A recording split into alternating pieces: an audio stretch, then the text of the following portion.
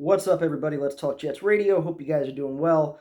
Just got home from Florham Park, another hot day at training camp. And unfortunately, news of the day is all about Mekhi Becton. Third or fourth play into team drills. I believe he was lined up opposite John Franklin Myers. He goes down as soon as they make contact, straight bull rush. He's on the ground for a few seconds, rolling around, grabbing at his leg, tries to stand up, can't put any pressure on it, falls back down, walks off, barely putting any pressure on it, still with the trainers. And I know Saleh after practice said, they don't think it's anything serious. The knee's still stable, whatever that means. But he's still going for an MRI anyway. Whatever the timeline is, first off, I don't know how you trust it based off of the timeline last year, 6 to 8 weeks. He ends up missing the entire season. But more importantly, just from a conditioning standpoint, this guy has barely played football in 2 years. So the last 2 weeks, we all thought he's working his way back into football shape. Well, now, even if he misses a week, 2 weeks, if it's not a long-term thing, he's still basically starting from scratch once he's back on the field as far as building up that tolerance and getting into legitimate football shape. So this is going to be a process as far as him coming back.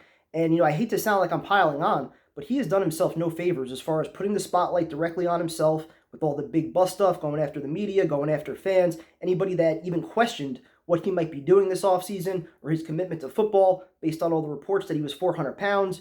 But it's a legitimate problem. I'm sorry, based on all the quotes that Saleh said, Joe Douglas kind of dancing around the situation. To me, it's a legitimate problem. Even a month ago, Saleh said the knee's still not 100%. A week ago, they put him back in the brace, saying that he's dealing with some discomfort, but it's nothing major. So clearly, they've been trying to tiptoe around it, not make it seem like it's a big deal. But it's a problem. It's a legitimate problem. You can't have a major knee injury. And I said this a month ago. When you're a man that size, you can't have a major knee injury and expect to carry around an extra 30, 40 pounds during the rehab process and then shed that weight in a month and think that you're going to be in football shape. It's just not realistic. And whether or not, his weight affected the knee, unfortunately, he brings all that speculation on himself by not being at the right weight throughout the entire process. He allows this conversation to happen. So whether it's part of him getting hurt or not, it's speculated because he didn't do more this offseason to shut people like me up. At least in my opinion, that's the way I look at it. So at this point, you got to bring in Duane Brown. It's not even a question. You need a veteran with starting experience.